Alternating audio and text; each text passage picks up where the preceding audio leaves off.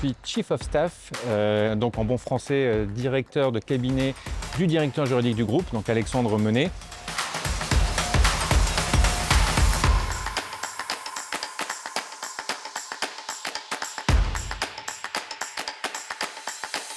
Mes missions au quotidien sont de mettre en musique la stratégie choisie par Alexandre et son Mencom, donc la mettre en musique, la mettre en pratique. Management Committee.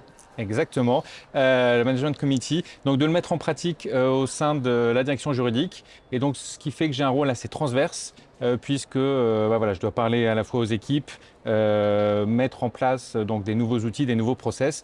Donc c'est un métier assez riche, assez varié. Je me définis souvent comme assez un couteau nouveau suisse. chez les juristes, hein, puisqu'à part chez Renault et chez vous, je ne crois pas qu'il y en ait beaucoup. Oui, c'est une fonction qui est même au sein de L'Oréal, il y a très peu de Chief of Staff. D'accord. Voilà, alors après, de façon plus prosaïque, je fais du Legal Ops, au sens large du terme. C'est une autre appellation, mais c'est du Legal Ops pur et dur. Qu'est-ce qui fait que vous êtes là aujourd'hui avec nous?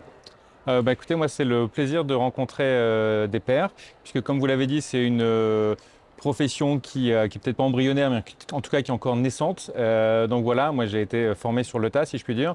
Donc c'est toujours intéressant de se confronter et j'espère de se conforter en écoutant ces pairs. Comment ils travaillent, comment ils procèdent, est-ce qu'on a les mêmes analyses, est-ce qu'on a les mêmes solutions, ou en tout cas les mêmes débuts de solutions. Voilà, donc c'est toujours très intéressant. Est-ce qu'on a les mêmes ennuis? Et on a les mêmes ennuis, ça j'en suis quasiment sûr.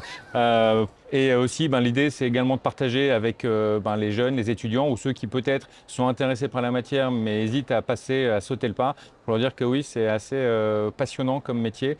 Et donc voilà, c'est pour les encourager à se jeter à l'eau. Dans ce processus de préparation avec les étudiants, vous en parlez puisque ce sont les étudiants qui animent et mènent ce processus de préparation. Vous venez d'arriver, je vous ai un peu cueilli à chaud, mais les convictions que vous avez envie de partager ou ce que vous avez entendu jusqu'à maintenant et les réflexions que cela a pu évoquer dans votre esprit? Moi, très clairement, l'avenir du droit, mais je pense malheureusement bien au-delà, ce sont les données, donc les data, pour parler non pas en acronyme, mais en anglicisme. Ouais. Je pense que c'est vraiment le cœur de l'activité économique dans les années qui viennent. Et les juristes ne vont pas être exempts de faire un peu leur révolution copernicienne là-dessus. Et donc oui, nous sommes des littéraires, oui, nous aimons le droit, mais à un moment donné, pour parler à nos interlocuteurs, pour avoir l'oreille du management, il va falloir traduire tout ce que l'on sait en data, donc je dirais en données qui soient intelligibles pour eux. Et les données intelligibles pour eux, ce n'est pas de la jurisprudence, ça va être des chiffres, des données très simples, très précises et qui vont pouvoir comprendre en un quart de seconde. Tout ce qui ne se mesure pas n'existe pas.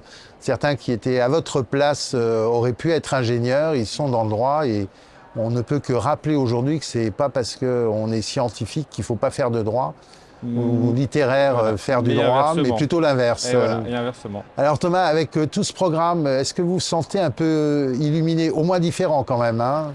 Différent, mais alors ceci dit, je me suis toujours senti très différent de mes amis dans le droit, puisque moi j'ai une formation qui était un petit peu différente à la base. Je suis arrivé là, j'ai vu de la lumière, je suis rentré quelque part. Donc non, je ne me considérais pas un illuminé du droit, je dirais plutôt peut-être un outsider du droit, puisque je me suis toujours senti un petit peu à la marge. Et je dirais, le Legal Ops, c'est exactement ça. Vous faites partie de l'écosystème juridique, mais vous n'en êtes pas au centre. Vous êtes là pour accompagner, pour aider. Et je trouve que c'est quelque chose qui me convient, en tout cas moi, parfaitement, et qui est une belle mission.